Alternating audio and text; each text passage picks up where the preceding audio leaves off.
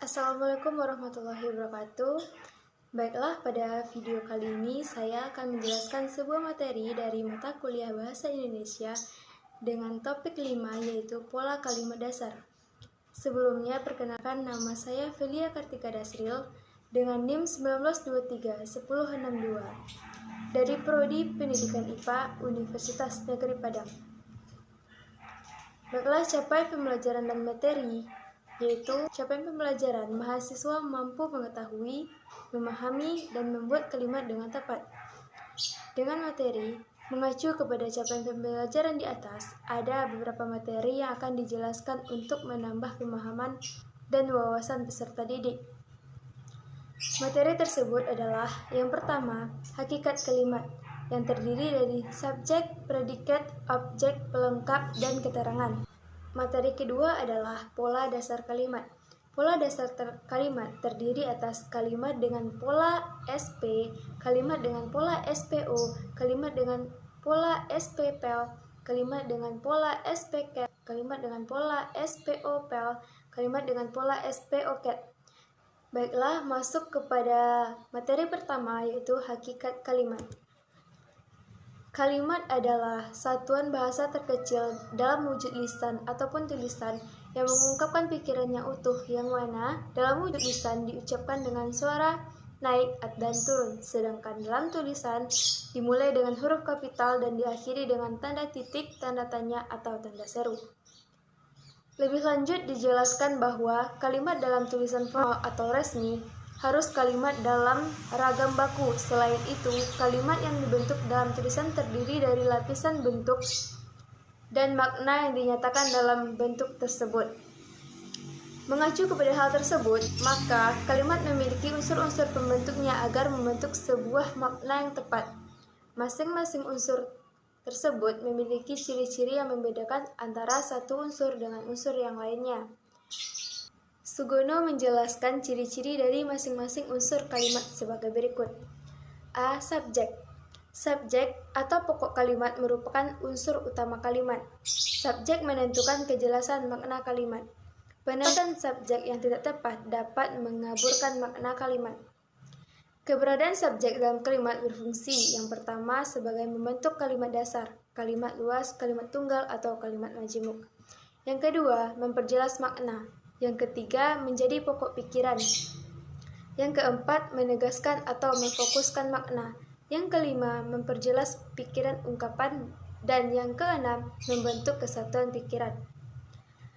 Lebih lanjut dijelaskan ciri-ciri subjek, yaitu yang pertama, jawaban atas pertanyaan apa atau siapa.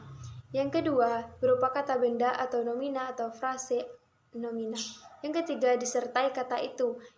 Yang keempat, didahului kata bahwa. Yang kelima, disertai pewatas yang. Yang keenam, tidak didahului preposisi seperti di, dalam, pada, kepada, bagi, untuk, dari, menurut, berdasarkan, dan lain-lainnya.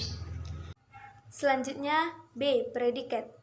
Keberadaan predikat dalam kalimat berfungsi 1. Membentuk kalimat dasar, kalimat tunggal, kalimat luas, dan kalimat majemuk. Yang kedua, menjadi unsur penjelas, yaitu memperjelas pikiran atau gagasan yang diungkapkan dan menentukan kejelasan makna kalimat. Yang ketiga, menegaskan makna. Yang keempat, membentuk kesatuan pikiran. Dan yang kelima, sebagai sebutan. Ciri-ciri predikat yaitu: pertama, jawaban atas pertanyaan mengapa atau melakukan apa atau bagaimana. Yang kedua, berupa kata adalah atau ialah. Yang ketiga, dapat diingkarkan dengan tidak atau bukan. Yang keempat, dapat didahului keterangan aspek seperti akan, sudah, sedang, selalu, dan hampir. Yang kelima, dapat didahului keterangan modalitas seperti sebaiknya, seharusnya, seyogyanya, mesti, selayaknya, dan lain-lain. Yang keenam yaitu predikat dapat berupa kata atau frasa benda, kerja, sifat, atau bilangan. Yang selanjutnya yaitu C. Objek. Pada kalimat, objek berfungsi. Yang pertama, membentuk kalimat dasar pada kalimat predikat transitif.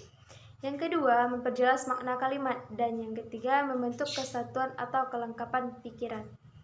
Ciri-ciri dari objek menurut Wijono yaitu sebagai yang pertama, berada langsung di belakang predikat. Yang kedua, dapat menjadi subjek pada kalimat pasif. Yang ketiga, tidak didahului kata depan.